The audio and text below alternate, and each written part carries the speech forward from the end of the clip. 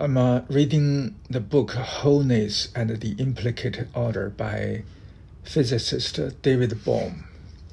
Chapter 1, Fragmentation and Wholeness. The title of this chapter is Fragmentation and Wholeness. It is especially important to consider this question today, for fragmentation is now very widespread, not only throughout society, but also in each individual. And this is leading to a kind of a general confusion of the mind, which creates an endless series of problems and interferes with our clarity of perception so seriously as to prevent us from being able to solve most of them. Thus, art, science, technology, and human work in general are divided up into specialties, each considered to be separate in essence from the others. Becoming dissatisfied with this state of affairs, men have set up further interdisciplinary subjects, which were intended to unite these specialties. But these new subjects have ultimately served mainly to add further separate fragments. Then society as a whole has developed in such a way that it is broken up into separate nations and different religious, political, economic, racial groups, etc. Man's natural environment has correspondingly been seen as an aggregate of separately existent parts, to be exploited by different groups of people. Similarly, each individual human being has been fragmented into a large number of separate and conflicting compartments, according to his different desires, aims, ambitions, loyalties, psychological characteristics, etc., to such an extent that it is generally accepted that some degree of neurosis is inevitable. While many individuals going beyond the normal limits of fragmentation are classified as paranoid, schizoid, psychotic, etc. The notion that all these fragments are separately existent is evidently an illusion, and this illusion cannot do other than lead to endless conflict and confusion. Indeed, the attempt to live according to the notion that the fragments are really separate is, in essence, what has led to the growing series of extremely urgent crises that is confronting us today. Thus, as is now well known, this way of life has brought about pollution, destruction of the balance of nature, overpopulation, worldwide economic and political disorder, and the creation of an overall environment that is neither physically nor mentally healthy for most of the people who have to live in it. Individually, there has developed a widespread feeling of helplessness and despair in the face of what seems to be an overwhelming mass of disparate social forces, going beyond the control and even the comprehension of the human beings who are caught up in it. Indeed, to some extent, it has always been both necessary and proper for man in his thinking to divide things up and to separate them, so as to reduce his problems to manageable proportions. For evidently, if in our practical technical work we try to deal with the whole of reality all at once, we would be swamped. So in certain ways, the creation of special subjects of study and the division of labor was an important step forward. Even earlier, man's first realization that he was not identical with nature was also a crucial step, because it made possible a kind of autonomy in his thinking, which allowed him to go beyond the immediately given limits of nature, first in his imagination and ultimately in his practical work. Nevertheless, this sort of ability of a man to separate himself from his environment and to divide and apportion things ultimately led to a wide range of negative and destructive results, because a man lost awareness of what he was doing and thus extended the process of division beyond the limits within which it works properly. In essence, the process of division is a way of thinking about things that is convenient and useful mainly in the domain of practical, technical, and functional activities. However, when this mode of thought is applied more broadly to man's notion of himself and the whole world in which he lives, then man ceases to regard the resulting divisions as merely useful or convenient, and begins to see and experience himself and his world as actually constituted of separately existent fragments. Being guided by a fragmentary self-will, man then acts in such a way as to try to break himself and the world up, so that all seems to correspond to his way of thinking. Man thus obtains apparent proof of the correctness of his fragmentary self-will, though of course he overlooks the fact that it is he himself acting according to his mode of thought who has brought about the fragmentation that now seems to have an autonomous existence, independent of his will and of his desire. Men have been aware from time immemorial of this state of apparently autonomously existent fragmentation, and have often projected myths of a yet earlier golden age, before the split between man and nature, and between man and man had yet taken place. Indeed, man has always been seeking wholeness, mental, physical, social, and individual. It is instructive to consider that the word health in English is based on the Anglo-Saxon word hel, meaning whole.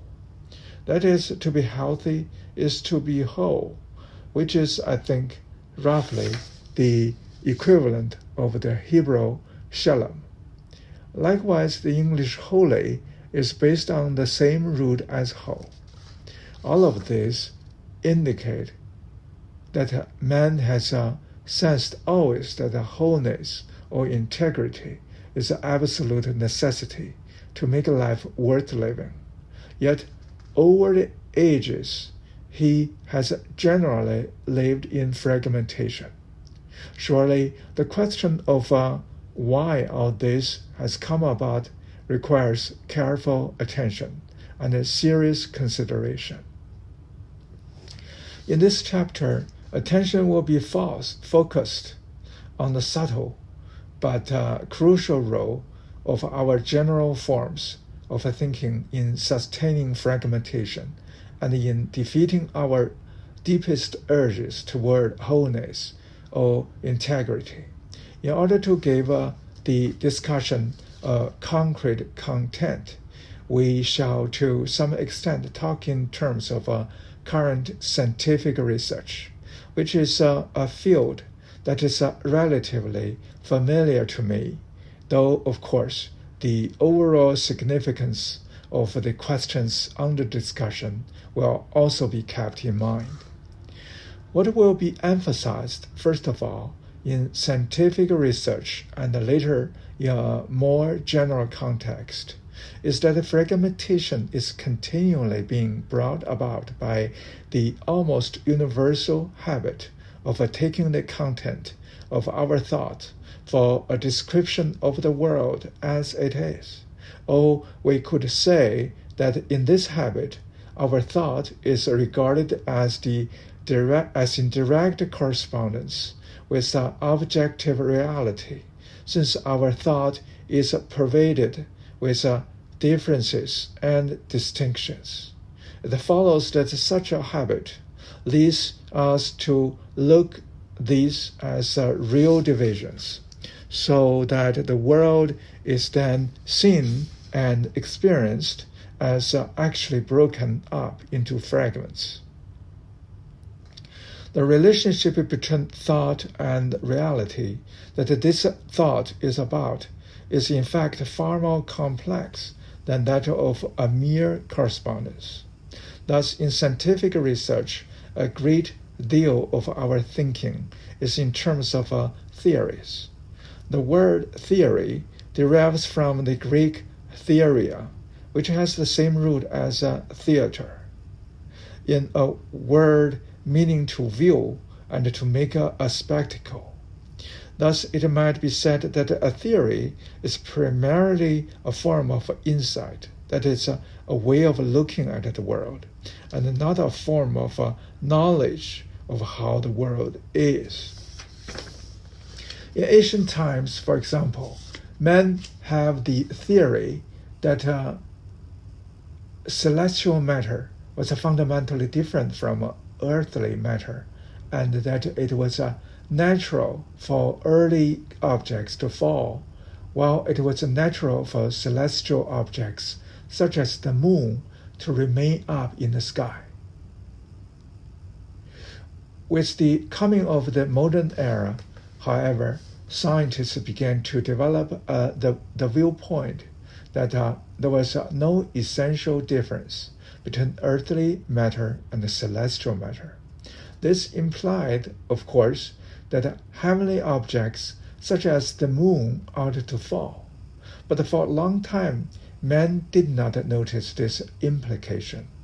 In a sudden flash of insight, Newton then saw that as the apple falls, so does the moon, and so indeed do all objects. Thus, he was led to the theory of universal gravitation, in which all objects were seen as falling toward various centers, that is, the earth, the sun, the planets, etc.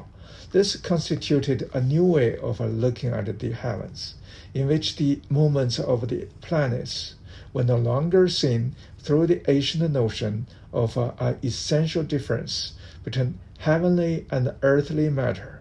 Rather, one considered these movements in terms of rates of fall of all matter, heavenly and earthly, toward various centers. And when something was seen not to be accounted for in this way, one looked for and often discovered new and as yet unseen planets toward which celestial objects were falling.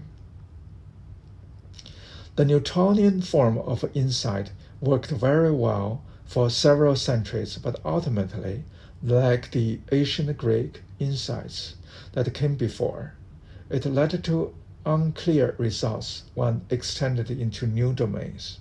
In these new domains, new forms of insight were developed: the theory of relativity and the quantum theory. This gave a radically different picture of the world from that of Newton, though the latter was, of course, found to be still valid in a limited domain. If we supposed that the theories gave a true knowledge corresponding to reality as it is, then we would have to conclude that Newtonian theory was true until around 1900, after which it suddenly became false, while relativity and quantum theory suddenly became the truth. Such an absurd conclusion does not arise. However, if we say that all theories are insights, which are neither true nor false, but rather clear in certain domains, and clear and unclear when extended beyond these domains. This means, however, that we do not equate theories with hypotheses. As the Greek root of the word indicates, a hypothesis is a supposition, that is, an idea that is put under our reasoning as a provisional base, which is to be tested experimentally for its truth or falsity.